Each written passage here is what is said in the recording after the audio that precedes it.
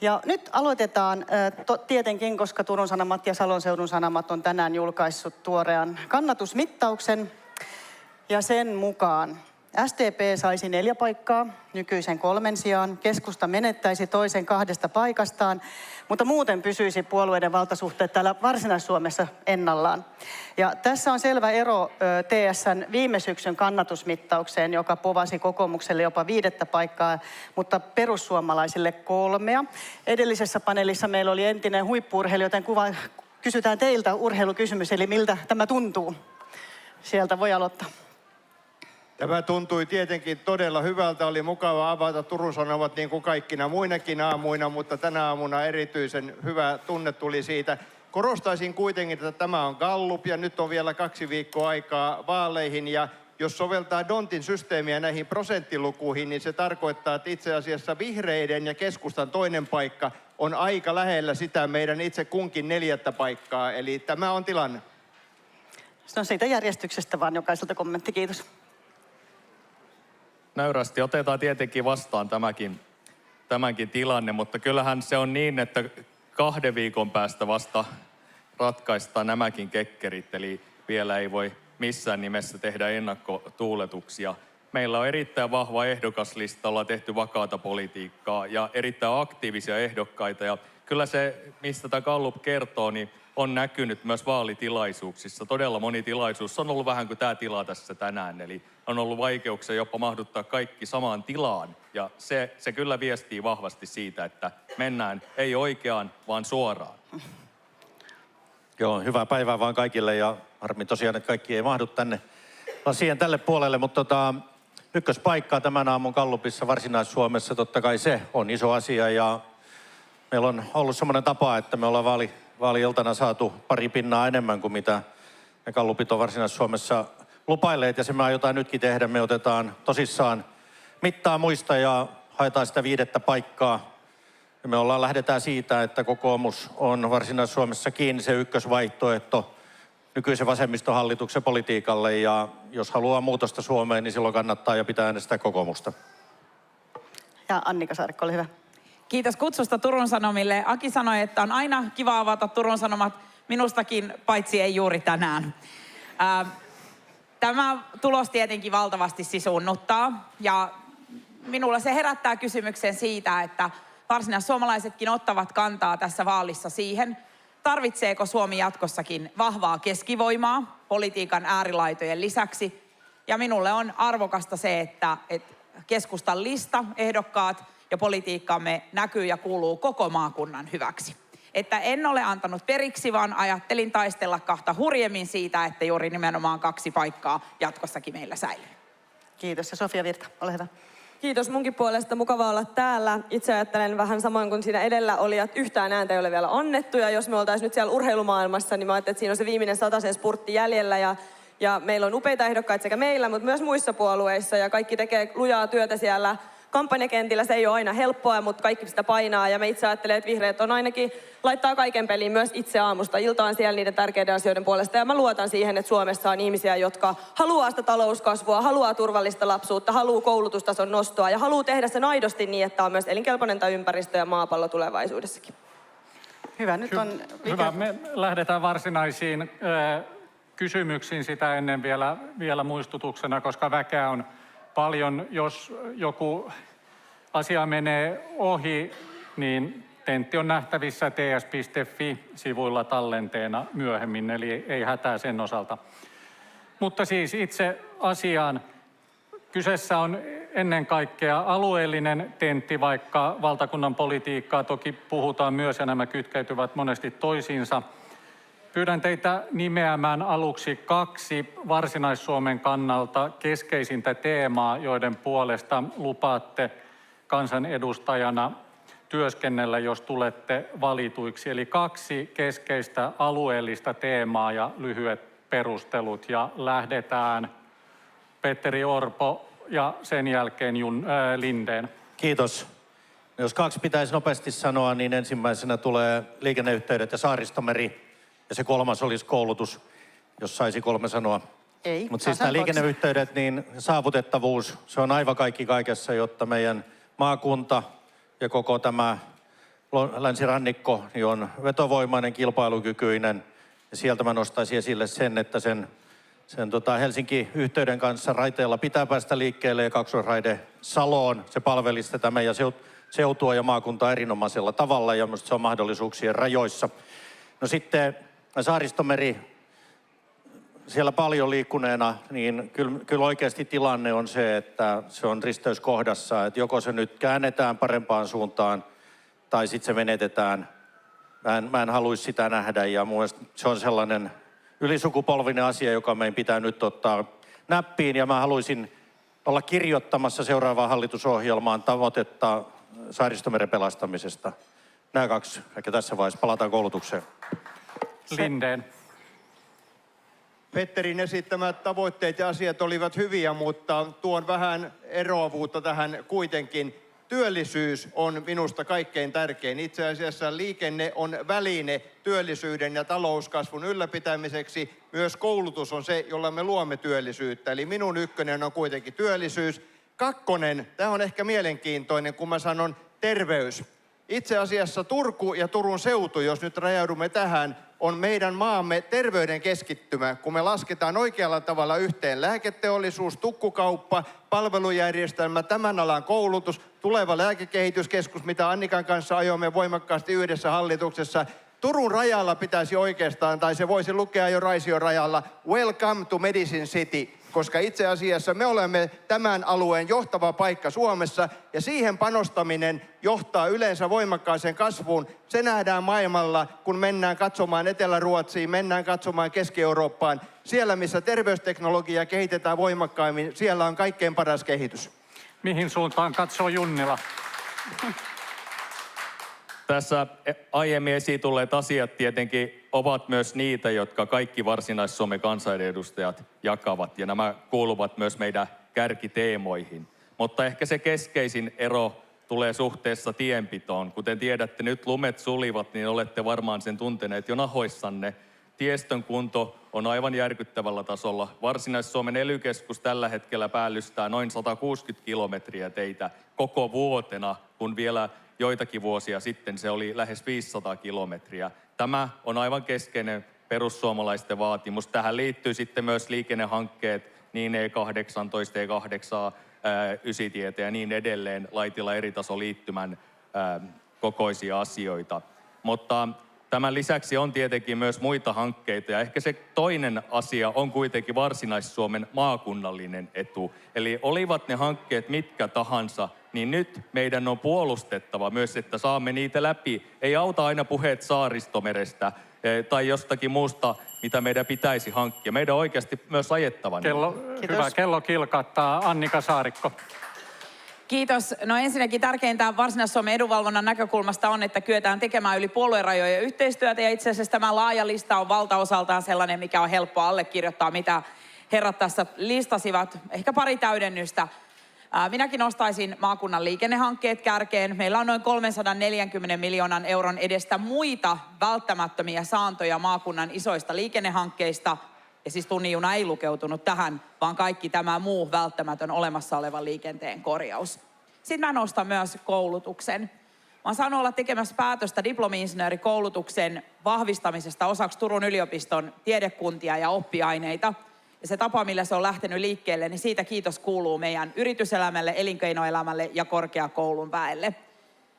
Koulutus on kaiken pohja. Aki mainitseman työllisyyden. Se on tieteen ja lääkekehityksen, kaiken tämän meidän teollisuuden ja menestyksen pohja. Ja jotta meillä on vahvat ammattikorkeakoulut ja yliopistot, mutta myös kattava toisen asteen lukioverkko ja ammatillinen koulutus, se on ainut keino, millä meidän upea maakunta voi pärjätä. Kiitos. Ja sitten Sofia Virta. Mä ajattelen, että Varsinais-Suomessa ja varsinaissuomalaisilla menee hyvin, kun Suomella menee hyvin. Ja mä uskon, että myös varsinaissuomalaisia kiinnostaa se, että miten tässä maassa saa hoitoa, miten täällä saa apua, miten täällä saa turvaa silloin, kun sitä tarvitsee. Me kaikki tiedetään, että näissä itse asiassa kaikissa on tällä hetkellä haasteita. Silloin me tullaan siihen, että jos me olemme kansanedustajia jatkossa, niin meidän pitää turvata soten rahoitus, meidän pitää turvata koulutuksen rahoitus, että tässä maassa oikeasti kenestä tahansa voi tulla mitä tahansa. Meidän pitää panostaa poliisin turvallisuusviranomaisten resursseihin. Tämä näkyy myös Varsinais-Suomessa. Ja mikä se toinen? No talouskasvu tietenkin. Jollei meidän talous kasva, niin meillä ei ole varaa ylläpitää tätä järjestelmää. Ei myöskään varsinaissuomalaisten hyvinvointia. Ei varmistaa, että kaikkein haavoittuvimmissa asemissa olevat saa huolta ja apua ja turvaa. Ja silloin me tullaan siihen, että kyllä mä sanoisin, että mä oon valmis pitämään varsinaissuomalaisista yrityksistä huolta siitä, että heille riittää työvoimaa, heidän kasvun esteitä puretaan, lisätään työperäistä maahanmuuttoa, lisätään sitä koulutusta, jotta meillä on korkea osaaminen ja tehdään se kestävästi, jotta me voidaan oikeasti olla myös tässä vihreässä siirtymässä se aito suurvalta, mihin halutaan tulla omistamaan, yrittämään ja sijoittamaan. Sieltä Junnilalta kommenttipuheenvuoro. Joo, lyhyt repliikki tähän, kun nämähän ovat kaikki kannatettavia asioita, niin edelleen korostan sitä, että meidän on sitouduttava johonkin yhdessä ja sitten myös oikeasti ajettava sitä etua. Otan esimerkki. Muutama viikko sitten valtioneuvosto teki päätöksen, jossa Varsinais-Suomelta vietiin investointituki nautakarjatiloilta. Tämä koski A-B-aluetta eli meidän aluetta, mutta ei esimerkiksi Pohjanmaata. Niin tämä on yksi esimerkki siinä, missä silloin on epäonnistuttu. Meidän on oikeasti ajettava myös tämän maakunnan etua. On se sitten yhteistyössä vaikka Etelä-Suomen muiden maakuntien kanssa. Nyt kommentti. Näin pitää tehdä. Joo. Junnila heitti selkeän haasteen. Ihan lyhyet kommenttipuheenvuorot kaikilta ja sitten seuraavan Saarikko teemaan. aloittaa. Joo. Saarikko ensimmäisenä. Joo. Niin, suomalainen alkutuotanto, kotimainen ruoka, lähellä tuotettu ruoka. En usko, että minun pitää erikseen alleviivata, että se on mun puolueelle ollut ikiaikojen tärkeä asia. Suomalainen maatalous on kriisissä. Me tarvitaan ensinnäkin semmoinen tulevaisuusnäky, että joku tila uskaltaa investoida tulevaisuuteen ja nuori sukupolvi uskaltaa tiloja jatkaa. Tämä on omavaraisuus- ja huoltovarmuuskysymys eurooppalaisen sodan aikana. Ja Vilhelm Junnila, olisi reilua, että mainitsisit, että tämän päätöksen yhteydessä valtioneuvosto minun vaatimuksestani laittoi tähän kylkeen lausuman, että kun seuraavan kerran tukia päivitetään kesäkuussa komitean kokouksessa, niin tämä Varsinais-Suomen tukiasia korjataan silloin. Sitten Orpo. Joo, ensin kiitos Annikalle, joka opetusministerinä teki päätöksen diplomi-insinöörikoulutuksen saamisesta Turkuun. Viime kaudella aloitettu tämä yhteistoimintakokeilu ei tuottanut riittävää tulosta ja siksi se oli oikea päätös. Ja se on hyvä esimerkki siitä, että kun sitä vuosikaudet tai kymmenet yhdessä ajettiin, niin se tuli nyt maaliin. Ja se on meille aivan välttämätön uuden kasvun, uuden työllisyyden lähde. Ja se toiminta, mitä yliopistolla tällä hetkellä nähdään yhteistyössä ammattikorkeakoulun ja alueen yritysten kanssa, se on ihan huikeaa. Ja mä uskon, että me saadaan sieltä uusia yritysideoita, tukea meidän olemassa olevalle teollisuudelle, kuten vaikka laivateollisuudelle. Ja tällaisia meidän pitää saada yhdessä aikaan. Lindén ja Virta ja sen jälkeen eteenpäin. Tämä kysymys, josta nyt tämä kierros kimposi, lähti yhdestä tietystä tukimuodosta, sinänsä erittäin tärkeästä. Mä itse korostaisin, että politiikka ei kuitenkaan ole Suomessa suuressa kuvassa sitä, että eri alueet pienessä maassa käyvät veristä taistelua tuista toisiaan vastaan. Jos me mietimme meidän luonnollisia edellytyksiä, me olemme Suomen lounainen kolkka, meillä on täällä satamat, meillä on tämä hyvä perinne täällä, meillä on vahva koulutus. Nimenomaan tässäkin yhteydessä, kun puhutaan ruokatuotannosta, niin minulle se on laaja kysymys hyvinvoinnin ja terveyden tuotantoa, jonka edellytykset nousee pitkälti meidän luontaisista edellytyksistä täydennettynä koulutuksella ja hyvillä liikenneyhteyksillä, ei välttämättä jollakin yhdellä tietyllä tukimuodolla vain. Ja Virta vielä tästä. Joo, pidän ihan tiivinä ja lyhynä, ettei jäänyt nyt epäselväksi, ettenkö olisi ajamassa tämän maakunnan etua. Tietenkin olen, ja se tapahtuu nimenomaan yhteistyössä. Ja siinä mä voisin nostaa tämän tunnin junan, mistä varmaan tänään puhutaan myöhemmin, että toivon, että me ajetaan sitäkin oikeasti rintarinnan yhteistyössä, koska se on totta, että tietynlaiset hankkeet ei toteudu, jollei me juuri tämän alueen edustajat niitä puolusteta, ja ne on välttämättömiä myös meidän elinkeinoelämälle. No kuinka ollakaan, meidän seuraava aiheemme on tunnin juna sattumoisin. Ja tästähän nyt kaikki tietää, että tällä hetkellä tämä rakentamis- ja suunnittelukustannukset 3-4 miljardia, todennäköisesti lähempänä 4 kuin mitään muuta.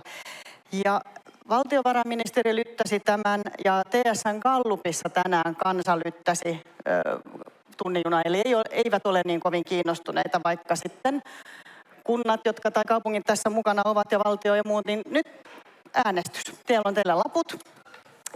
Eli pitäisikö seuraavaan hallitusohjelmaan kirjata käynnistyspäätös tunnin junan rakentamisesta, kyllä vai ei? No nythän se tietenkin on niin, että joka sanoo ei, niin saa aloittaa. Ole hyvä, ainoana einä siis. Kiitos. Minusta raideliikenne on tärkeää, eikä minulla ole mitään periaatteellista sinänsä tunnin junaa vastaan. Mutta minusta tämä Turun Sanomien tämän päivän Gallup kertoo sen, että suomalaiset ja erityisesti me varsinaissuomalaiset, niin täällä on fiksua väkeä. Ihmiset näkee, että ei Suomessa ole nyt kaikkeen varaa. Ja aika moni on tännekin tullut Myllyn ostoskeskukseen omalla autolla, kotiseudultaan lähempää tai kauempaa ja näkee, että missä kunnossa meidän olemassa oleva tieverkko on. Ja kun me olemassa olevan tieverkon korjausvelka ja raiteiden on jo useampi miljardi pelkästään se, ja sitä tulee jokainen routainen talvinen päivä lisää, on perusteltua ylläpitää olemassa oleva verkko hyvässä kunnossa. Toinen asia. Jos me saisimme nyt raideyhteyksillä Turku-Helsinki välillä nettiyhteydet toimimaan junassa, niin mä väitän, että 15 tai parikymmentä minuuttia pidempi matka ei tuntuisi ollenkaan niin hankalalta vaikka työssä käyvälle, jos netti toimisi. Se on noin 20-30 miljoonan euron satsaus. Ja kolmanneksi, jotta ei synny ikään kuin vastakkainasettelua maakunnan hankkeiden välille, totean, että mitä Suomi tarvitsee, koska tulevaisuuteen pitää olla jotakin suurta mietinnässä. niin. Tutkimusta, koulutusta ja kehitystä. Kiitos. Ja siinä meidän maakunta on vahvoin. Myös edellisessä paneelissa haluttiin parempaa nettiyhteyttä junaan. Sieltä nyt ensimmäinen kommentti Junnila ja sitten järjestyksessä muuten. Toimin VR-hallintoneuvoston puheenjohtajana, niin voin tässä mainita, että VR on investoimassa 65 miljoonaa euroa näihin nettiyhteyksiin, eli se puoli sinänsä hoituu. Mutta tässä on annettu virheellistä kuvaa siitä, että jos tunnin juna ei toteuteta, niin sitä voisi yhtäkkiä käyttää sitten tienpitoon. Asiahan ei mene näin. Jokainen maakunta saa oman suhteellisen osuutensa näistä tienpitoon laitettavista rahoista, ja siihen tarvitaan tasokorotus. Ja tämä oikeasti myös tarvitaan, jotta teiden kunnossapitoa voidaan parantaa.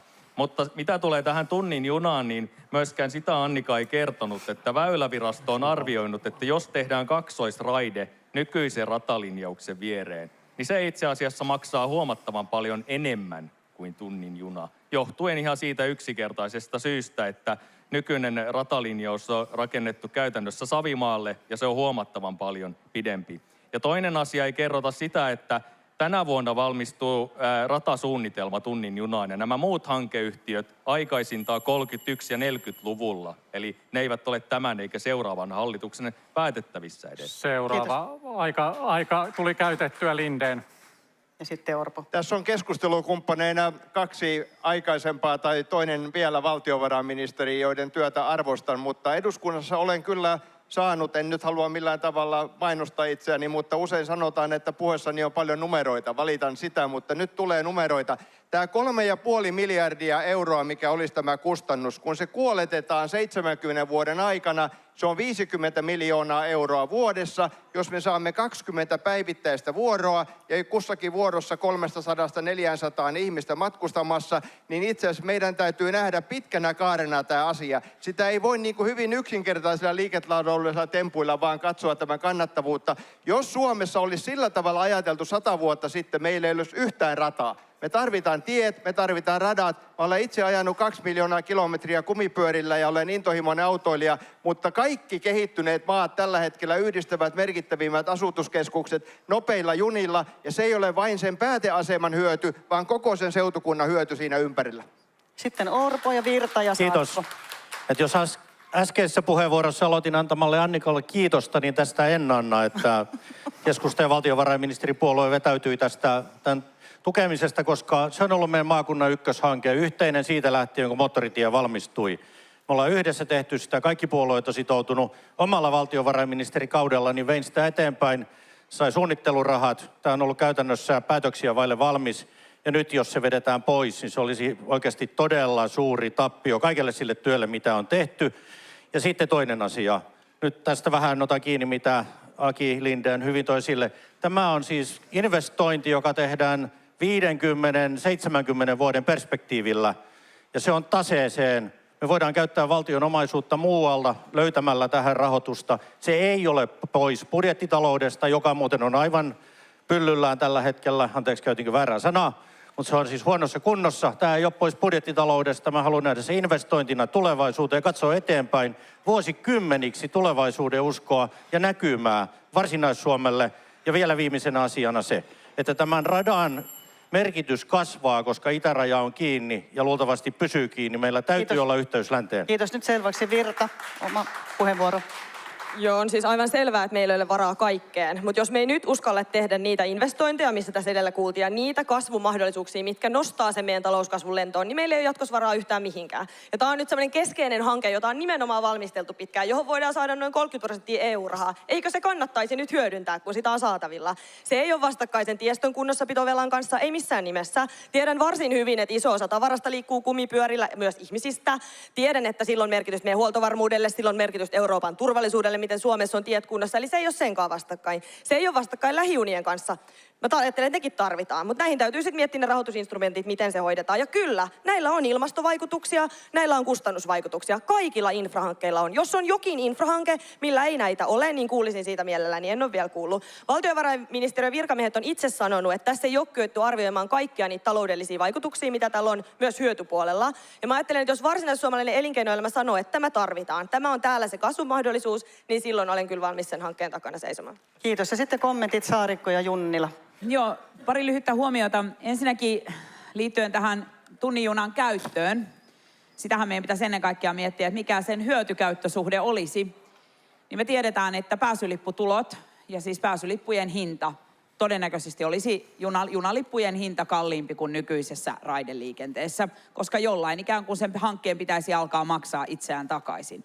Aki Lindénille huomio siitä, että kun kaikki Euroopassa toimii näin, että tällaisia nopeita raideyhteyksiä rakennetaan, niin Ruotsihan juuri joulun alla päätti luopua omista suurista raidehankesuunnitelmistaan. Että aivan, ja siellä muistaakseni kokoomus taitaa johtaa hallitusta. Ja mitä tulee sitten tähän niin kuin näkemykseen, mä tiedän, että, tämä oli niin kuin kova linjaus sanoa näin. Mutta ne valtiovarainministeriön ratingit ovat niin yksiselitteisiä tämän hankkeen kannattavuudelle. Ja hyvänen aika. Hei, nyt on Hei, vastausaika ajasta kiinni. Seuraava sitten Junnila ja kommentti. Orpo. Kello ilmoittaa selkeästi, koska puhe pyritään laittaa pois. Kunnioitetaan yleisöä. Junnila, ole hyvä. Valtiovarainvaliokunnan jäsen kommentoi nyt valtiovarainministeriä, nimittäin tässä valtiovarainministerin laskelmassahan oli, kuten Petteri tuossa mainitsi, niin yhdistetty aika nerokkaasti sekä investointi että käyttötalous. Ja kokonaan huomiotta on jäänyt se, että sen radan operointihan olisi liiketaloudellisesti kannattavaa. Mutta kertokaapa yksi tie- tai raidehanke Suomessa tai missä päin tahansa maailmaa, joka olisi arvioitu julkiselta puolelta tehtäväksi kannattavasti. Suomessahan ei rakennettaisi yhtään tie- tai raidepätkää, koska kaikki käytännössä viime kädessä rahoitetaan julkisin varoin. Tämän toteuttamiseen on 3 mahdollisuutta. Ensimmäinen on se VM:n ja Väylän 50 miljoonaa. Seuraava Kiitos. Lindén, kommenttipuheenvuoro. Orpo odottaa. Orpo ja Kiitos, Lindén. Lindén. Mulla on kyllä vahvasti semmoinen käsitys ja käytännönkin kokemus, että Ruotsissa näitä nopeita raideyhteyksiä on rakennettu ja Ruotsissa suuret kaupungit ja myöskin Ruotsin pohjoisemmat osat on yhdistetty toisiinsa nopeilla raideyhteyksillä. Että voi olla, että nyt sitten painotus jossain muualla, mutta siellä on oltu tässä etupellossa. Ja tämä on tietenkin relevanttia pohdintaa sinänsä lyhyellä tähtäimellä, että mitä junalippu mahtaa maksaa. Mutta mitähän mahtoi olla, kun ne Juhani Ahon rautatiessä, mitkä heidän nimet nyt olikaan, menivät sitä rautahepoa katselemaan, niin oliko heillä joku käsitys? Matti ja Liisa, että olikohan Matilla ja Liisalla joku käsitys, mitä junalippu maksaa 30 vuotta siitä eteenpäin? Tai ei tällä perusteella voi näitä päätöksiä tehdä. Me tarvitaan kehittymistämme varten täällä. Lyhyt kommentti Lindén. Tässä kollegat on oikeasti ottanut tämän asian nyt esille, koska juuri nuo laskelmat, jotka esitin, niin puhtaasti lipun hintoihin tällä olisi noin 15 euron vaikutus, siis ihan yhdensuuntaiseenkin matkaan, jos lasketaan näin niin kuin putkiajattelulla. Mutta eihän me tuolla maantielläkään, me maksetaan se autoverona, me maksetaan bensaverona, ei Suomessa ole maksullisia moottoriteitä. Ranskassa niitä on ja monessa muussa maissa 50 kilometrin välein heitetään rahaa tai vilautetaan korttia. Kysymys on siitä, että miten liikenneinfra ja käyttö kokonaisuutena rahoitetaan. Ei voi kalkyloida sitä yksinomaan tähän matkalipun hintaan. No niin, ja mennään teemoissa eteenpäin. Jos tunnin juna meidän mielipidetiedustelun mukaan lukijoita ei näytä täydessä mitassa innostavan, niin toinen on tilanne Saaristomeren suojelun osalta. Sekin tuli aloituspuheenvuoroissa esille. Nimittäin viime syksynä julkaistussa Turun Sanomien ja Salon seudun Sanomien, niin ikään silloinkin taloustutkimuksella teetetyssä Gallupissa kärkiteemaksi, tärkeimmäksi teemaksi nousi lukijoiden keskuudessa nimenomaan Saaristomeren tilanteen kohentaminen. Kyllä ei äänestyksellä jatketaan. Kuormittavia tekijöitä on paljon, mutta keskeisin lienee yhä maatalous. Ja tiedetään, että kipsikäsittelyn tehoon liittyy myös epäilyksiä ja siihen osoitettua rahaa jää jakamatta. Tuet ovat hajallaan. Pitäisikö maatalouden velvoitteita lisätä valumakuormituksen vähentämiseksi, eli tarvitaanko porkkanan oheen nykyistä enemmän keppiä, kyllä vai ei? Mukavasti hajontaa lähdetään kyllä äänistä liikkeelle. Sofia Virta, sen jälkeen Lindén ja sitten Saarikko, Orpo, Junnila. Kiitos. Jos olisin, niin olisin voinut pyörittää näitä molempia, koska mä ajattelen, Ei saa. vielä niin, siksi en tehnyt sitä ja valitsin tämän kyllä. Mutta mä ajattelin, että tässä kohdassa meidän pitää vielä edetä sillä, että me pidetään ne kannustimet kunnossa, lisätään sitä tietoa, koska keinoja on, miten me voidaan Saaristomeren tilaa parantaa. Mutta jos se näyttää, että se ei riitä, niin sitten mä ajattelin, että ei meillä ole aikaa loputtomiin odottaa sitä, että lähdetäänkö niin toimiin. Mutta mä itse uskon, että kyllä myös suomalaiset maanviljelijät, suomalainen maanviljelys hyötyy itsekin siitä, että meidän ympäristö pysyy hyvänä, meidän meret pysyy ja vesistöt hyvänä. Joten sen takia en lähtisi ensimmäiseksi niiden sanktioilla missään nimessä liikkeelle. Mutta mä ajattelen, että hallitusohjelmaan on pakko saada kirjaus tästä Saaristomeren tilan parantamisesta. Ja sitten mä itse nostaisin ehkä semmoisena niin yksittäisenä keinona, mitä toivoisin näkeväni enemmän ja hyödynnettävän enemmän, niin nämä kierrätyslannoitteet tulevaisuudessa. Nehän on vielä markkinoilla tosi kalliita, joten siinä pitäisi tietenkin lähteä sitä mukaan, kun markkinat on valmiit ja ne hinnat tulee alaspäin versus näihin kemiallisiin lannoitteisiin. Mutta lähtisin ensin edelleenkin tiedon lisäämisellä, kannustimilla, mutta jos se ei riitä, niin sitten on otettava käyttöön sanktiot. Lindén myös toivoi pikkasen lisää keppiä. Tiivistit hyvin, pikkuisen lisää keppiä. En ole tässä niin kuin minkään jyrkään kepityksen kannalla, mutta pitää yhdistää määräykset ja kannustavuus. Paino tulee kuitenkin olla siellä korvausten ja kannustavuuden puolella, mutta totta kai kun suojavyöhykkeet esimerkiksi laajenevat, niin silloin se on viljelypinta-alasta pois ja meidän pitää olla kompensaatiomekanismit, kipsikäsittely ja muut keinot tässä on välttämättömiä. En yleensä katso politiikkaa omien silmälasien läpi tai oman edun kautta, mutta kun tässä viime kesänä tuli vaihdettua Säkylän Pyhäjärven rannalla ollut mökki, terve vaan Petteri, nyt Velkuan saaristossa olevaan 50% osuuteen yhdessä pojan perheen kanssa, niin näin konkreettisesti viime kesänä itse niin kuin eri tavalla omakohtaisesti tätä tilannetta. Toki se on tuttu ollut aikaisemminkin, että tämä on meidän niin kuin tulevien vuosikymmenien suurin ympäristökysymys meillä. Sen jälkeen ei äänestäneet Saarikko, Orpo, Junnila. Niin kuin äsken puhuttiin junasta ja miten kauaskantoinen investointi se olisi, niin nyt siirryttiin aihepiiriin, joka on todella vakava kysymys niin kuin sukupolvien oikeudenmukaisuuden nimissä. Suomalaisten luontosuhde on erityinen ja se luonnon kauneus ja kaikki se hyvä, mitä niin kuin merirantoineen voi tarjota, me tiedetään, että se on vaarassa. Ja minusta niin kuin kertoo hyvää, että varsinaissuomalaiset valitsevat tämän tärkeimmäksi asiakseen. Me tiedetään juuri niin kuin Jussi kysymyksen asettelussa totesi, että maatalous on yksi iso kuormituksen niin kuin tekijä. Mutta me ollaan samanaikaisesti sellaisessa tilanteessa, että meidän pitää turvata suomalainen ruoan omavaraisuus ja huoltovarmuus tällaisena turvallisuusaikana. Ja sitten me tiedetään, että suomalaisen maatalouden kannattavuus on liian heikkoa. Mä en voi siksi olla vaatimassa keppiä ja lisäkustannuksia, niin kuin vihreitä tekoja viljelijöiltä, joiden tilit on punaisella. Ja sen takia pitää edetä kannusteiden kautta. Ja musta esimerkiksi tämä pohdinta, mitä Sofia nosti hyvin esiin, näistä niin kuin kierrätyslannoitteista ja ylipäätään niin kuin meidän teknologia- ja tieteen luomista uusista ratkaisuista, se on se vaihtoehto. Ja minä noudattelisin tässä Kalervo Väänäsen professorin hienoa listaa toimenpiteistä. Hyvä. Kiitos. Petteri Orpo. Kiitos. Jos me lisättäisiin nyt sanktioita meidän ruoantuotannolle, niin mä veikkaan, että meillä ei olisi kohta ruoantuotantoa. Se tilanne on niin vaikea suomalaisilla ja varsinaissuomalaisilla tiloilla. Se on mahdollista. Toinen asia on se, että täällä on tilat tehneet valtavasti ympäristötöitä. On valtavasti tehty ja mä tiedän, että siellä halutaan tehdä ja huolehtia ympäristöstä. Se kuuluu siihen tapaan, miten täällä ruokaa tuotetaan. Yksi konkreettinen keino on se, että meillä on nyt tukikausi vaihtumassa, 7 vuoden uusi eurooppalainen maatalouspolitiikan jakso alkaa, niin nyt pitää huolehtia siitä, että ne tuet ohjautuu järkeviin ja vaikuttaviin keinoihin niiden viheralueiden ja suojavyöhykkeiden, kasvipeitteisyyden, lannoittamisen, kaikkien näiden osalta, ne määritellään siellä. Se on se iso paikka tehdä.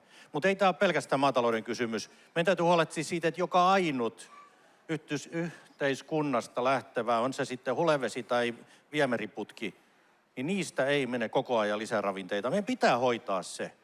Ei ole niin pientä päästölähdettä, jota me ei voitaisi kuriin laittaa. Ja sitten se, että meidän pitää saada sieltä pois sitä ravinnetta. Kiitos. Kaislat ja poistokalastus niin edelleen. Aika täynnä, Vilhelm Junnila.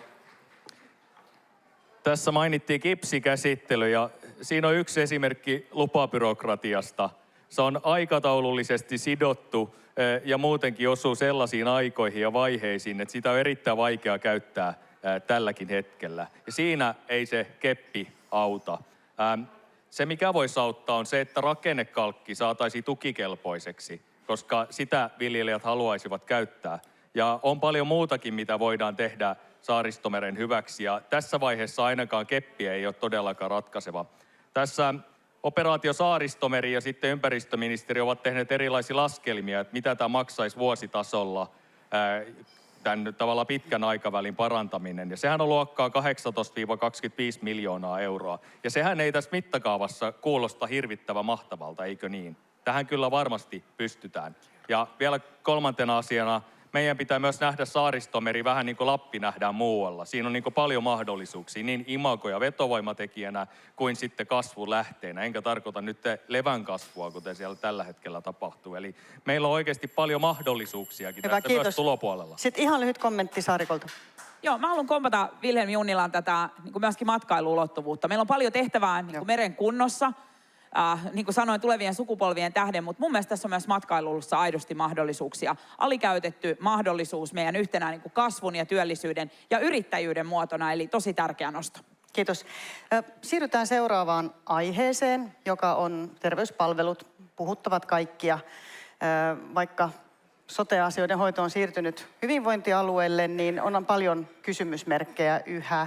Sanoin jo edellisessäkin paneelissa, että sain tietoa, että Varhalla on kuntarekryssä tällä hetkellä noin 200 työpaikkaa tarjolla. Eli työvoimapula on valtava. Vaikka osa niistä olisi kesäsijaisia tai pidempiä sijaisuuksia, niin on se iso määrä tekevistä käsistä tämä pula. Ja lisäksi kerron vielä sen, että on teetetty tutkimus jytyläisten työntekijäkokemuksista ja sain sieltä semmoisen pienen etukäteistiedon, että nimenomaan Varsinais-Suomessa työntekijäkokemus on muuta maata heikompi. Eli ollaan tyytymättömämpiä palkkaan, kehitysmahdollisuuksiin ja työn sujuvuuteen täällä kuin muualla maassa. Eli ei kuulosta kovin pito- eikä vetovoimaiselta. Ja nyt otetaan tähän alustuksen jälkeen kyllä ja ei-äänestys, tai siis kyllä vai ei. Eli pitäisikö työperäistä maahanmuuttoa lisätä hoitoalan työvoimaongelman ratkaisemiseksi?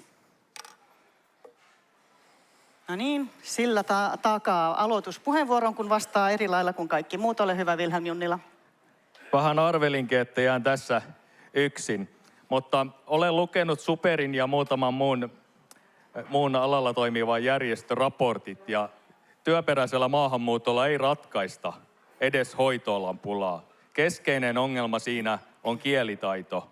Ja se oikeastaan rajoittaa hirvittävän paljon sitä, miten tätä mahdollista työvoimaa voidaan käyttää. Eli käytännössä nämä pitää kouluttaa joko Suomessa tai vähintäänkin käydä kielikoulutusta, että siihen pystytään. Toinen tilanne on se, että meille rahdataan tällä hetkellä esimerkiksi sairaanhoitajia, tulee Sambiasta, tulee Turkista.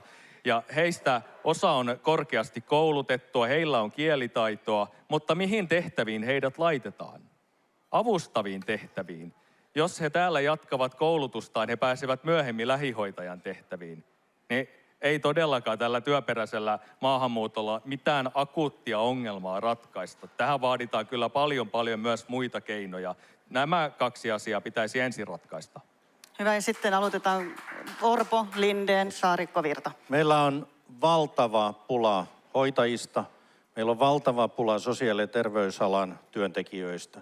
Meillä on valtava pula hitsaajista, linja-auton kuljettajista, Nyt puhutaan terveyspalveluista. niin edelleen. Mutta me emme siis pärjää tässä maassa ilman työperäistä maahanmuuttoa. Totta kai meidän pitää työllistää meidän omat työttömät ja nuoret, mutta me ei pärjätä, Ja tässä on iso ero. Perussuomalaiset, jotka näin kategorisesti ovat vastaan työperäistä maahanmuuttoa, niin he käytännössä haluaa, että meille jää vanhuksia hoitamatta, meille jää asioita tekemättä. Niin halutaanko me pienempää hyvinvointia tähän maahan? Tämä on fakta.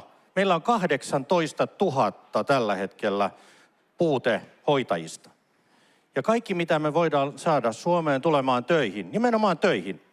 Eikä kukaan tänne halua ihmisiä hakea meidän sosiaaliturvalla elämään, vaan töihin. Niin se on meille hyvinvointia, se on meidän vanhusten hoitamista, meidän asioiden hoitamista. Sitten Lindén. Tämä on äärimmäisen tärkeä kysymys ja tietysti itselleni tavattoman tärkeä. Kehuin tässä aloituspuheenvuorossa Turun Sanomia ja 26.10. vuonna 2000 Turun Sanomat kertoi eduskunnan keskustelleen hoitajapulasta ja eduskunta oli sitä mieltä, että tarvitaan heti 10 000 hoitajaa lisää. Sen jälkeen me olemme saaneet Suomeen 20 000 hoitajaa lisää, mutta silti meidän vaje on nyt 15 000. Eli me olisimme tarvinneet 35 000 lisää. Nyt nykyinen hallitus, olin siinä iltakoulussa mukana Kesärannassa, kun päätimme hoiva-avustajakoulutuksen ja voimakkaasti lisäsimme hoitajakoulutusta yhdessä Saarikon ja muiden kanssa. Nyt on lisätty koulutusta, mutta se ei näy heti. Mutta jos on 10 sekuntia jäljellä, niin oma lääkärijärjestelmä, se on se, joka on terveydenhuollon ydin, joka on kaikissa maissa toimiva ja se pitää Suomessa saada heti käyttöön. Sitä olen voimakkaasti ajanut, laki on saatu aikaiseksi ja nyt se pitää panna toimeen. Saarikko, ole hyvä. Alkuperäiseen kysymykseen on selvää, että me tarvitaan osaajia myös ulkomailta. Ja on meidän järjestelmän päättäjien ja virkamiesten vastuulla se, että nämä tänne töihin otettavat ihmiset kotoutuvat tänne, saavat elämänsä rakentumaan ja myös kielitaidon. Mutta ei se oikeastaan enää mielipidekysymys. Tilanne on tämä. 2030-luvulle kun tullaan, joka 4. suomalainen on yli 65-vuotias. Edessä ehkä monta vuosikymmentä hyvää elämää, mutta se tarkoittaa sitä, että paine hoivapalveluihin tulee kasvamaan vuosi vuodelta. Ja minä haluan pitää hyvinvointilupauksesta kiinni. Siitä ei voida tinkiä ihmisille, jotka on työuransa tehneet ja veronsa maksaneet. Sen takia mun mielestä yksi nopeampi keino vielä kuin tämä työperäinen maahanmuutto, jota siis tarvitaan, olisi se, että meidän eläkeikäinen väestö, joka haluaa ja jaksaa ja tykkää tehdä vielä työtä, niin heille mä olisin valmis tarjoamaan veroporkkanan, verokevennyksen siihen, että he vastaanottaisi työtä, keikkatyötä, jatkaisivat ehkä eläkeiän yli hiukan pidempään. Tällä hetkellä verottaja vie siitä palkasta jopa yli 40%, ja minusta se ei ole oikein. Se on nopea keino vastata työvoimapulaan, että eläkeikäinen väestö saa kannusteen jatkaa, jos Nyt haluaa. on Sofia Virran vuoro, peruspuheenvuoro. Mä itse ajattelen, että sote-alalla ja hoiva-alalla ensisijainen keino ei ole työperäinen maahanmuutto. Olen itse tehnyt näillä aloilla töitä ja mä todella tiedän ja allekirjoitan sen hädän, mitä meidän upeat ammattilaiset tekee täysin korvaamatonta työtä, joka on edelleen aliarvostettua.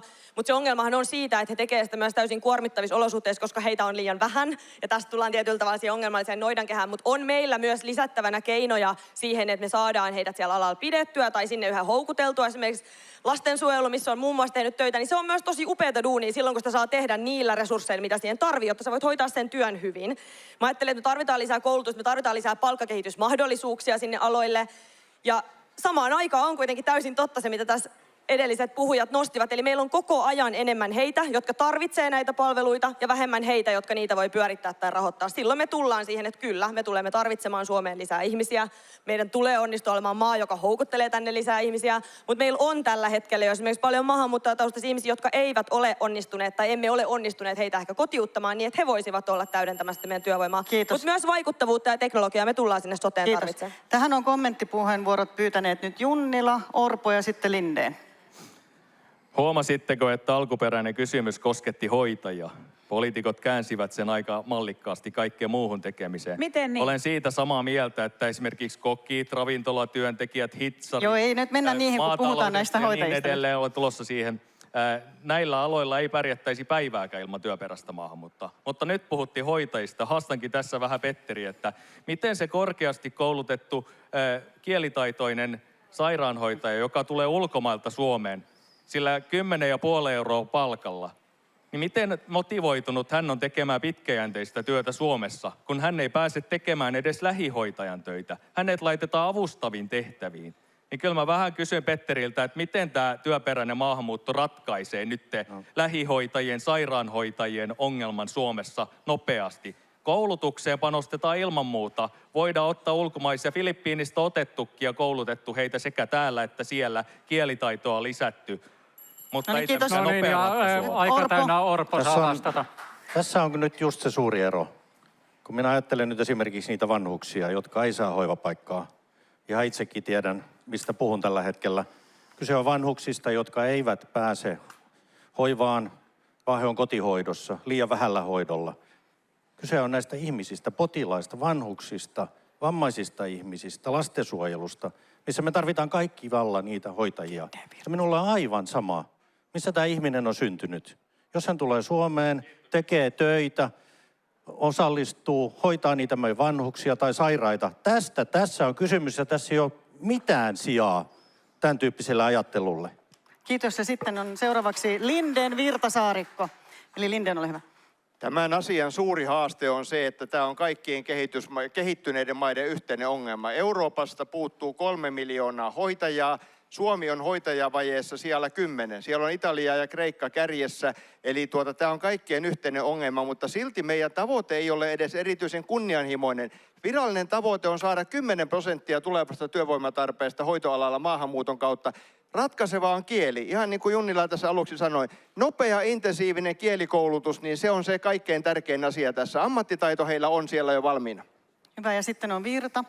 Kiitos. Mä itse toivoisin meille tähän maahan enemmän semmoista kokonaisvaltaista ajattelua, että jos me vaikka puhutaan tästä työperäisestä maahanmuutosta, niin ei voi sanoa, että meidän pitäisi siitä puhua jossain siiloissa, koska ne itse asiassa liittyy täysin toisiinsa. Se, jos me saadaan sille huippuyritykselle ne 6 kriittistä työntekijää, jotka tekee sen, että se yritys kasvaa, ja sen jälkeen se itse asiassa voi varoittaa niillä verorahoilla tähän maahan niitä hoitoyksiköitä tai sinne parempia resursseja, eli kyllä tämä koko ketju liittyy toisiinsa. Mutta siitä mä oon huolissaan, että kuka haluaa tulla Suomeen, jos täällä on se keskustelu lähinnä sellaista, että onko nytten, että otetaan tänne nyt joku, kun se on täysin välttämätöntä, tai raahataan ihmisiä jollain rahtilaivalla Suomeen. Ei se mene niin. Me joudutaan kilpailemaan siitä, että me ollaan maa, mihin halutaan muuttaa, missä halutaan perustaa perhettä, tehdä töitä ja rakentaa sitä suomalaista tarinaa, niin se keskustelukulttuuri pitää muuttaa.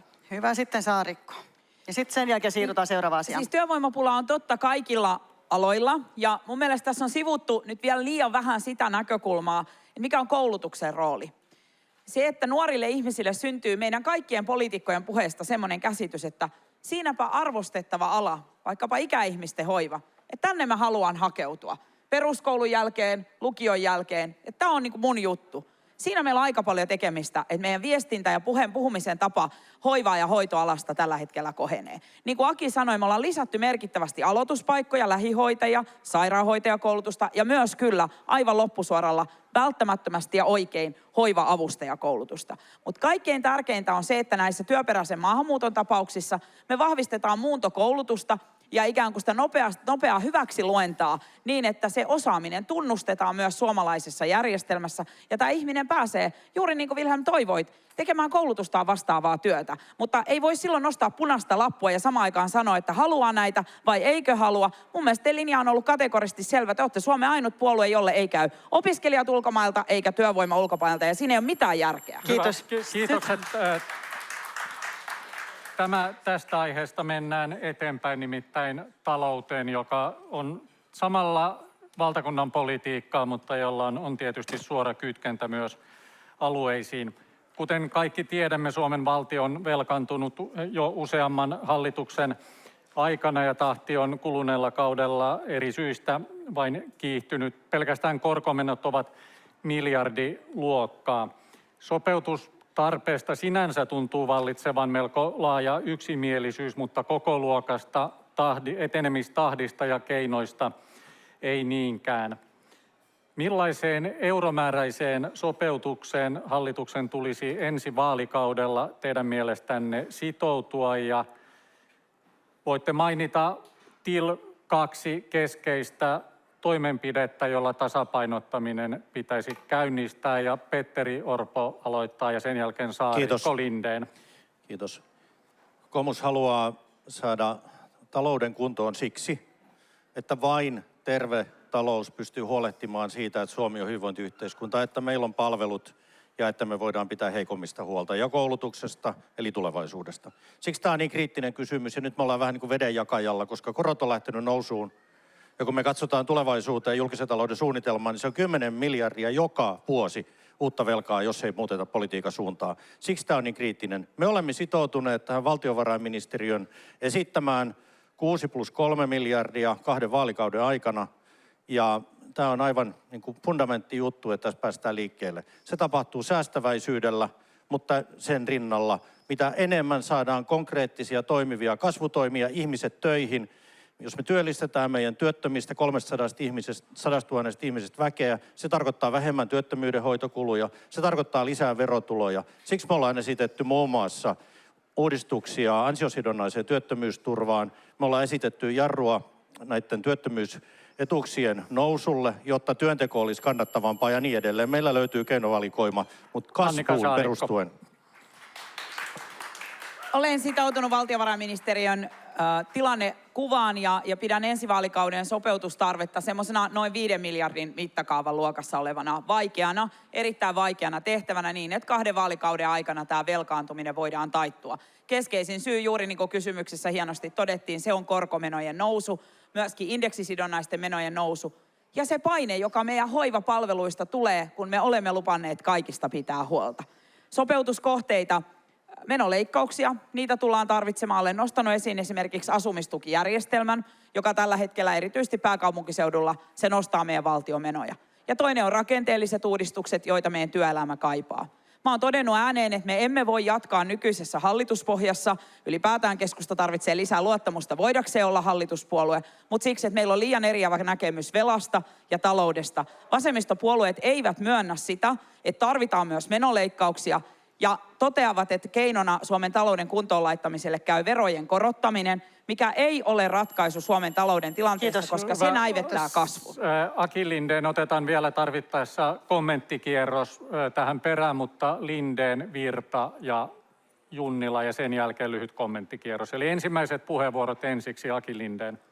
Haastavaa niin itselleni kuin muillekin minuutissa selittää, että koko kansantalous ja mitä nyt pitää tehdä. Meidän BKT, bruttokansantulo, siis se yhteinen kakku on 280 miljardia tällä hetkellä. 2% kasvu siihen tarkoittaa keskimäärin 6 miljardin kasvua joka vuosi. Tällä hetkellä valtion verotulojen yhteenlaskettu osuus tästä BKT:stä on 25%. Jos me pidämme sen, eli emme korota, mutta sen sisällä tietenkin voimme tehdä painopistemuutoksia, meille generoituu 1,5 miljardia euroa joka vuosi verotuloja lisää. Jos me tämän valtion budjetin kasvun pidämme 1 miljardissa, niin joka vuosi me voitamme siinä 0,5 miljardia ja 8 vuodessa 4 miljardia, eli puolet tästä kestävyysvajeesta on silloin saatu umpeen. Eli puolet talouskasvulla, toinen puoliksi sitten kohdennetulla suurten omaisuuksien suurimpien tulojen verokorotuksilla ja sitten se viimeinen neljännes sopeutuksella. Ja sitten Sofia Virran kommentti.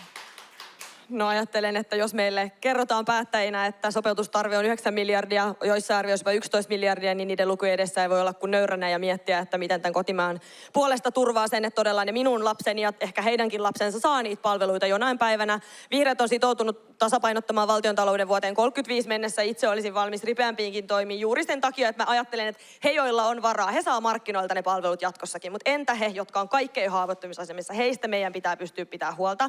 Sen takia mä ajattelen, että on rehellistä sanoa, että me tullaan tarvitsemaan niitä kaikkia keinoja. Se, miten ne sitten painotetaan ja minkälainen sopu niistä saadaan, niin se on varmasti se hallitusneuvottelujen iso kysymys. Mutta huonoin vaihtoehto on, jos me jäädään tulemaan makamaan ja voivottelemaan tai tempoilemaan reunasta reunaan. Verotusta, sitä ei voi kiristää. Työn tekeminen pitää olla kannattavaa, yrittäminen ja omistaminen pitää olla kannattavaa, mutta verotuksen painopiste pitää saada sinne haittoihin. Mä sanoin jo sen soten. Itse asiassa, missä meillä on eniten tuottavuus jäänyt jälkeen, on meidän koulutus ja sote. En tarkoita, että tehostetaan siellä, että meidän upeat ammattilaiset tekee vielä vähän kovempaa, vaan otetaan sinne uusinta tutkimustietoa, otetaan sinne dataa, teknologiaa ja sitä kautta me saadaan sinne myös sitä Junnila. Kiitos. Tämä, mitä Aki Lindén äsken sanoi, pitää paikkansa, mutta vasta ei seuraavalla, vaan sitä seuraavalla hallituskaudella. Tämän mittaluokan talouskasvua ei valitettavasti saa noin nopeasti aikaan. Ja valtiontalouden korkokehityksen vuoksi niin on välttämätöntä, että ensimmäisenä 2 vuotena kumpanakin tehdään noin 1,5 miljardin euron leikkaukset. Jollei näitä tehdä etupainotteisesti, se tarkoittaa sitä, että ne korkomenet vuosikymmenen lopulla ovat jo syöneet nämä nyt tehtävät leikkaukset. Siellä on aivan hurja. Yksikin ekonomisti laski, että 3,5% korolla, niin 7 miljardia olisi korkokulut vuonna 2030. Niin ajatelkaa, sen vuoksi ei voi tuudittautua siihen, että oltaisiin vain talouskasvun varassa. Ja heitän nyt tässä vaiheessa yhden, kun aika alkaa loppua, niin ainakin näistä ilmastopolitiikan vuodesta 2035 kunnianhimoisesta tavoitteesta hiilineutraaliudeksi on tässä vaiheessa aivan välttämätöntä luopua ja tultava muun Euroopan unionin linjalle, koska tämä on yksinkertaisesti meille aivan liian kallista. Ja siinä se aika loppuikin. Mennään kommenttipuheenvuoroihin järjestys Orpo, Saarikko, Virta, Lindén. Kiitos. En nyt niinkään tarkoita arvostamani Aki Lindénin puhetta, mutta kun olen kuunnellut, mitä SDP-johto on esittänyt, miten Suomen talous hoidetaan kuntoon 2 prosenttiyksikön kasvulla ja sopeutetaan, mutta ei kerrota, mistä sopeutetaan, niin minusta tämä on iso bluffi. Siis ei talous kasva 2% hallintopäätöksillä tai pyhällä hengellä. Siihen tarvitaan konkreettisia toimia, eli uudistuksia, jolla saadaan ihmiset lähtemään töihin, yritykset investoimaan, yrittäjä uskomaan tulevaisuuteen. Jos siihen päälle lyödään vielä 2 miljardin verokiristykset yritystoiminnalle, niin ei tule mitään. Saarikko. Joo, äsken kommentoin, miten nämä veronkiristyslinja on tosi haitallinen meidän yrittäjyydelle ja työpaikoille. Ja ehkä jatkan, että yritän yhdistää nämä aiemmat keskustelut täällä tänään. Keskusteltiin tunnin junasta. Siihen yhtäkkiä kaikkien mielestä oli tosi paljon varaa. Ja sitten täällä sanotaan, että nyt tiukka taloudenpito. Mä yritän olla johdonmukainen, että mihin Suomella on varaa silloin, kun meidän budjetin alijäämä, eli viivan alla on pakkasella tulevalla vaalikaudella 11 miljardia. Me ollaan velkaannuttu 15 vuoden ajan. Ja siellä 11 miljardissa, onko se paljon vai vähän? Se on noin puolet meidän sote-menoista, joka siis toteutetaan velkarahalla. Ja siksi kaikkein erikoisinta on vastustaa ilmastonmuutos, talouskasvutoimia, työperäistä maahanmuuttoa. Aika meni. Aihe on laaja, vastauspuheenvuoro. Virta, kommentti. Aika aina liian lyhyt, mutta näillä mennään. Sofia Virta. Kuten sanoin, niin talous pitää tasapainottaa, mutta en voi alleviivata liikaa sitä, että se ei voi tapahtua niin, että me ei voida hetkeksikään tinkiä turvallisesta lapsuudesta, ei arvokkaasta vanhuudesta, ei siitä, että tässä maassa kenestä tahansa voi tulla mitä tahansa, eli ei koulutuksesta. Me ei voida tehdä sitä lyhytnäköisesti niin, että sit voi heiluttaa lippua korkealla 4 vuoden päästä, että kattokaa miten paljon me leikattiin vaikka koulutuksesta, ja sitten ihmetelläänkin taas 8 vuoden päästä, että oppimistulokset romahtaa, että jännä juttu, eli se pitää tehdä kestävästi. Mutta niin mä oon ymmärtänyt, että tosi monet puolueet on sitoutunut, ja se on hyvä kuulla, mutta tehdään toimia, tehdään ne kestävästi ja eettisesti oikein. Kiitos. Lindén, Junnila ja sen jälkeen seuraavan teeman lyhyesti. Olen aika pitkälti pitäytynyt tässä arvostelemasta kanssakumppaneita, mutta kyllä mun täytyy nyt ottaa esille se, että tämä kokoomuksen 6 miljardin leikkauslista, jonka olen huolellisesti käynyt läpi siinä 29. tammikuuta julkaisemassanne ohjelmassa, jossa oli niin kuin miljardi indekseistä, 1 miljoona prioriteeteista, 1 miljoona hallinnosta, 1 miljoona sotesta, sitten 500 000 asumistuesta ja niin edelleen, niin sillä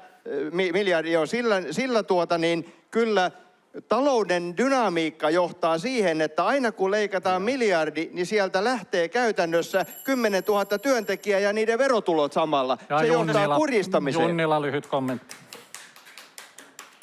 Joo, tuossa Annika otti taas tämän radanpätkän esiin, joka tuntuu olevan keskeinen teema keskustalla näissä vaaleissa. Niin valtiovarainministeri itsehän on laskenut sen 50 miljoonaa euroa paukuksi vuosittain.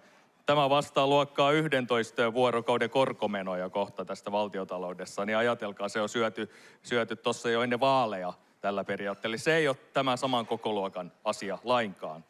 Elinkeinoelämän valtuuskunta teki tutkimuksen, että 85% kansalaisista halusi leikata puoluetuista, 82 julkisesta hallinnosta ja 60% seuraavaan kehitysavusta. teemaan. Pidetään vastauspuheenvuorot tosiaan kellon mukaisina. Tästä riittäisi puhuttavaa vaikka kuinka paljon. Aihe on todella laaja, mutta kello käy meillä juontajillakin, joten seuraavaan teemaan. Puhutaan hetki opetuksen laadusta. Siitä on paljon keskusteltu ja näkökulmia vaikka kuinka paljon. Valitaan niistä yksi, jotta päästään klassiseen kyllä-ei-äänestykseen. Opetuksen laadun heikkeneminen on tosiaan ollut, ja perusopetuksesta rajataan tässä kohtaa perusopetukseen. Opetuksen laadun heikkenemisestä on kannettu isoa huolta, ja sen yhtenä kulmana on ollut kiivas keskustelu niin sanotusta inkluusiosta ja sen toimivuudesta tai toimimattomuudesta. Eli lyhyesti ja rankasti yksinkertaistettuna kyse on siitä, pitäisikö erityistä tukea tarvitsevien lasten olla mukana niin sanotuilla tavallisilla luokilla vai jonkinlaisilla räätälöidyillä erityisluokilla. Joten kysytään, pitäisikö erityisluokkien määrää lisätä nykyisestä, kyllä vai ei, ja sen jälkeen kommenttikierros hajontaa ei pahemmin ole. Kaikki sanovat kyllä. Lähdetään nyt tällä kertaa järjestyksessä. Virta, Saarikko, Orpo, Junnila, Lindén ja sitten jos tarvetta on, niin lyhyet kommenttipuheenvuorot vielä perään. Mä lähtökohtaisesti en aina hirveästi pidä tästä kysymyksestä sen takia, että mä oon tehnyt juuri näiden lasten kanssa töitä sekä erityisopettajana että siellä lastensuojelun puolella. Ja jokainen lapsi on yksilö, jokaisella on yksilöllinen tilanne ja myös erilainen se erityisen tuen tarve. Mutta on totta, että meillä on oppilaita, meillä on lapsia, meillä on nuoria, jotka hyötyy siitä, että he saa opetusta pienemmässä ryhmässä. Että heillä on varmasti sillä aikuisella opettajalla ja niin luokassa olevilla henkilöillä aikaa auttaa häntä just niin paljon kuin hän tarvitsee. Samaan aikaan meidän pitäisi puhua siitä, että me tarvitaan erityistä myös toiseen suuntaan. Meillä on oppilaita, jotka oppii nopeampaa siinä tahdissa tai haluavat edetä eri tavoin, niin se pitäisi olla myös mahdollista. Mä toivoisin, että me päästäisiin tosi nopeasti siitä keskustelusta, että me leimataan näitä lapsia ja nuoria, että meillä on jotenkin kouluja, missä on jotenkin ongelmallisia lapsia, tai me joudutaan lukemaan lehdistä uutisia siitä, miten joissain on sellaisia lapsia, kenen kanssa kukaan ei haluaisi olla, koska näin ei ole. Lapsissa ei ole vikaa, meidän pitää rakentaa sellainen yhteiskunta ja järjestelmä ja tukea vanhemmuutta, tukea niitä ammattilaisia ja sitten koulutusjärjestelmää, että jokainen lapsi voi pysyä siinä kelkassa. Ihan pikku kysymys. Kannatatko tasokurssien palauttamista, kun sanoit, että osa oppii nopeammin ja muuta, niin kannatatko tätä, että olisi tasokurssit takaisin, jotka oli joskus? No en kannata. Varmaan vähän provosoiva kysymyskin tarkoitus olla. En kannata, vaan tarkoitan sitä, että jos meillä on riittävästi ammattilaisia opettajia luokassa, niin silloin on aikaa, tai muita aikuisia, muita ammattilaisia, niin silloin on aikaa huomata, että hei, hän on jo tehnyt tämän kirjan puoli tuntia sitten ja nyt hän naputtaa kynää tässä pöydästä, kun hänellä ei ole mitään tekemistä. Järjestän hänelle lisää. Kiitos. Peruskoulun pitää palata perusasioiden äärelle ja opettajille sekä oppilaille pitää antaa työrauha. Mä en tule esittämään ensi vaalikaudelle mitään uusia suuria kehittämishankkeita, koska se viesti kouluista on nyt se, että antakaa meidän tehdä perustyömme hyvin. Ja silloin myös asettuu niin kuin uudelleen tarkasteltavaksi aika monet viime vuosina niin kuin valitut kehityssuunnat. Avoimet oppimisympäristöt, vahva digitaalisuus, laaja konsulttien käyttö opettamisen kehittämishankkeissa ja kyllä myös inkluusio. Se, että me olemme ikään kuin hyvää toivoen yhdistäneet kaikki erilaiset oppijat ja lopputulos on se, että kukaan ei välttämättä ole oppinut niin kuin lopputuloksena hirvittävän hyvin. Eli tämä on musta vahva viesti kouluista ja mä katsoisin myös opetushallituksen roolia. Että se kehittämistahona ei ehkä tänä päivänä tiedä tarpeeksi siitä, mikä koulujen arki on. Sofia puhuu viisaasti siitä, lapsia tästä ei voi eikä pidä syyllistää. Mutta mun mielestä niin kun yksi ajatus vastauksena tähän tasoryhmiin on meidän esitys pienten lasten koulusta, joka tarkoittaisi sitä, että eskarista tokaluokalle olisi ikään kuin semmoinen tokaluokan päätteellä tsekkauspiste. Ja sen vasta kun saa tietyt niin kuin taidot olisi hallussa, pääsisi eteenpäin. Ja voisi edetä eri tahtia. Me mennään eteenpäin, Petteri Orpo. Kiitos. Peruskoulussa ei todellakaan voida tällä hetkellä hyvin, jos joka 7., joka 8. nuori valmistuu sieltä ilman, että osaa kunnolla lukea, laskea, kirjoittaa, niin se ei käy. Meidän on pakko tarttua tähän yhdessä. Ja tästä meillä varmasti tavoitteesta meillä on hyvin yhtenäinen näkemys. Me haluttaisiin se, että se lähikoulu olisi jokaiselle paras koulu. Nyt se iso ongelma on se, että meidän koulut on kovin erilaisia keskenään. Ja se johtuu siitä siis sijainnista, segregaatiosta ja meidän pitäisi pystyä tasoittamaan koulujen välisiä eroja. Mutta sitten näistä luokka- ja ryhmistä, meidän täytyy antaa lapselle se hänen ja nuorelle hänen tarvitsemansa tuki. Eli kyllä, me tarvitaan sitä erityisopetusta, pieniä ryhmiä niille tarvitseville. Ja tämän ryhmäkokojen pienentäminen on myöskin siihen avain. Mutta sitten se opettaja, hänelle pitää antaa työvälineet onnistua työssään, keskittyä opettamiseen, luottaa häneen, vähemmän hallintoa, vähemmän byrokratiaa, antaa opettajalle työvälineet onnistua.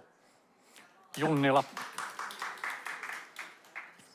Perussuomalaiset eivät ohjelmassa esitä leikkauksia koulutukseen, vaan haluamme pienentää ryhmäkokoja. Kaikkein tärkeintä on nyt saada koulurauha, että saadaan myös ne opetustilat siihen kuntoon, että siellä luokassakin pystyy opettajat ylipäänsä keskittymään siihen tärkeimpään.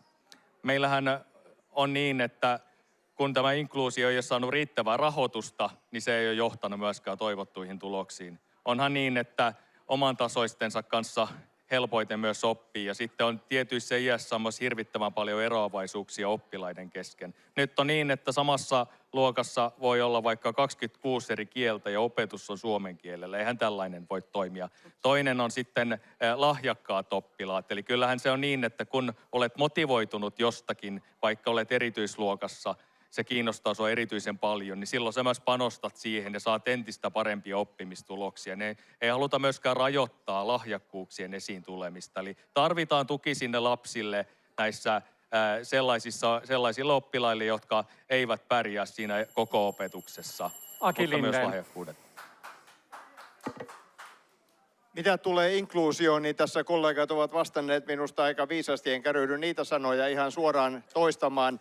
Koulutuspolitiikasta yleisesti, ja se liittyy toki inkluusioon, toteaisin, että hyvin olennainen tieto, joka on liikkunut hyvin vähän julkisuudessa, mutta itse sain sen Valtiontalouden tarkastusviraston neuvottelukunnan kokouksessa Kaimalta eli Etlan johtaja Aki Kangasharjulta, kun kysyin, mikä on eri koulutusasteilla oppilasta kohti käytetty meno ja sen kehitys viimeisen 20 vuoden aikana. Sain sen kokouksen aikana ja se oli aika hämmästyttävä. Meillä on nimittäin ammattikoulutuksessa on romahtanut. Korkeakoulutuksessa itse asiassa meillä on ollut kasvua, siis opiskelijaa kohti. Perusasteilla ja lukiossa se on junnannut tasalla, joka tarkoittaa, että jos se on niin kuin ollut tasan ja vaikeudet ovat lisääntyneet, niin silloinhan meillä olisi pitänyt olla kasvua. Eli itse ehkä johtuu pitkästä virkamiestaustasta, ajattelen, että poliitikkojen tehtävä on antaa resurssit ja päättää suuret linjat. Esimerkiksi yhdenvertaisuus. Ammattilaiset hoitaa siitä eteenpäin asiat. Kiitos. Pari ihan lyhyttä kommenttia. Tiedän, että osalla ehdokkaista on kiire seuraavaan paikkaan. Eli Sofia Virta. Ihan lyhyesti, eli mä itse ajattelen ja vihreät ajattelee, että ei myöskään riitä, että me luvataan, että koulutuksesta ei leikata, vaan meidän pitäisi kyetä lupaamaan, että koulutukseen itse asiassa panostetaan. Jos me halutaan pienentää niitä ryhmäkokoja, lisätä oppimisen tukea, antaa enemmän lähiopetusta tai vuosiviikkotunteja, niin ei se tapahdu sillä nykyrahoituksella. Ja toinen asia, että tästä ei voi puhua irrallaan niistä sote-palveluista, niistä lapsi- ja perhepalveluista, lapsiperheköyhyydestä. Lapsi, joka ei voi hyvin, hän ei myöskään opi. Junnila. Siis hallinnolla sisällähän voidaan myös tehdä järkeviä päätöksiä. Nythän pidennettiin oppivelvollisuutta. Jos nämäkin rahat olisi käytetty vaikka maahanmuuttajien valmistavaan opetukseen, kielten opetukseen, niin silloin oltaisiin varmasti päästy myös jatkossa parempaan lopputulokseen. Ja toinen on, kuten Aki tässä vieressä sanoi, niin meidän ammattikoulutus tarvitsee todella sen kunnianpalautuksen. Siitä yleensä keskustellaan, mutta resurssit puuttuvat. Ja toivon todella, että kaikki puolueet allekirjoittavat tämän ja lähtevät myös mukaan parantamaan ammattiopetuksen sekä tasoa että resurssointia. Hyvä, kiitos tästä. Hyvä. Alkaa kohta olla aika täynnä tälle tentille. Ihan lyhyt loppukierros, vähän keventävä kysymys tähän loppuun. Tämä on teille ehdokkaille varmasti aika hektistä aikaa varsinaiseen vaalipäivään enää pari viikkoa. Kertokaa lyhyesti parhaat vinkkinne, miten pidätte itsestänne huolta, jotta energiaa riittää loppuun asti ja kuka haluaa aloittaa? Lindén. Kyllä se on luonnossa liikkuminen ja sopivan kirjallisuuden lukeminen. Viime yönä, kun satuin 3 heräämään, niin luin meidän eduskunnan aiemman puhemiehen Anu Vehviläisen kirjaa 50 sivua ja uni tuli äkkiä uudelleen. Miten Junnila pitää itsensä iskussa? Rentoidu eilen katsomalla pienpuolueiden tenttiä. Mutta nämä hetket on vähän sellaisia, että ei tässä hirvittävästi enää pysty kuntoilemaan tai pitämään itsestä huolta. Täytyy vaan pyrkiä siihen, että ensi yönäkin tulee nukuttua ja ehkä sitä seuraavanakin. Niin, mutta kuten Matti ja Teppo ovat todenneet, niin vauhti kiihtyy ja tässä mennään kohti loppusuoraa ja silloin ei yksinkertaisesti ole niin paljon aikaa itsestä huolehtimiseen. Täytyy huolehtia muista. Kuinka paljon vauhti kiihtyy Petteri Orpolla? Kyllä se kiihtyy vielä. Tässä on tämä urheilusuoritus. Ja nyt ollaan niin kuin treenattu, valmistauduttu melkein 4 vuotta ja nyt on se viimeiset kirikierrokset ja eihän siellä urheilukilpailuissakaan mennä välillä huilaamaan silloin, kun voitosta taistellaan. Tässä on kaikki pelissä. Ja nyt jos antaisi jonkun vinkin, niin se on esimerkiksi se, että kun tuolla ulkona seisoo, niin pitää olla lämpimät kengät, koska se, mikä voisi pilata suorituksen, on se, että tulisi vaikka flunssa tähän päälle ja sitä kautta se iskukyky vähenisi, mutta nyt mennään eikä meinata, vai mitä? Näin se on, koska mä olin eilen kiertämässä Satakuntaa ja siellä oli semmoinen taulu yhdellä seinällä, missä luki, että kirikamppailu ratkeaa vasta maalissa. Että kyllä yhdyn arvioon siitä, että jonkinmoinen urheilusuoritus se on tämä vaalikamppailukin.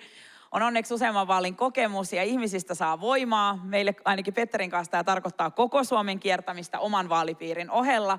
Mä luulen, että mun paras rentoutumiskeino on ihan se kaikki tavallinen ja hyvä elämä, mikä tämän politiikan lomassa kuitenkin jatkaa kulkuaan arkipienten lasten kanssa, iltasadut ja astianpesukoneen tyhjäykset ja välillä kun pääsee lasten kanssa ulkoilemaan, niin nämä murheet unohtuu. Ja Ja vielä Sofia Sofia. Virta. Joo, mä itse terapeuttina työskennellä tunnen nyt suuren piston sydämessä, koska haluaisin sanoa avannon tai lenkkeilyn tai jotain muuta, mutta totuus on se, että en osaa tehdä oikein mitään puolivaloilla ja ehkä se on taas lähtenyt vähän isoille kierroksille, tulee tehtyä koko aika, mutta mitä mä ajattelen, että mistä oikeasti saa voimaa, että vaikka se näyttää, että paneeleissa ehdokkaat ottaa välillä aika kovaakin yhteen ja asiat ja muut kipinät lentelee, niin kyllä se on ollut tosi hauskaa, kun aika samojen ehdokkaiden kanssa istunut päivässä 5 paneelia peräkkäin, niin sitten siellä lentää kyllä huumori jo välissä ja kun voitaisiin toistemme puheenvuorot tiettyjen ehdokkaiden kanssa jo kertoa, niin kyllä siitä huumorista sitä voimaa sitten saa painaa eteenpäin myös. Hyvää kampanjointi, kestävyyttä tasaisesti itse kullekin. Kiitoksia.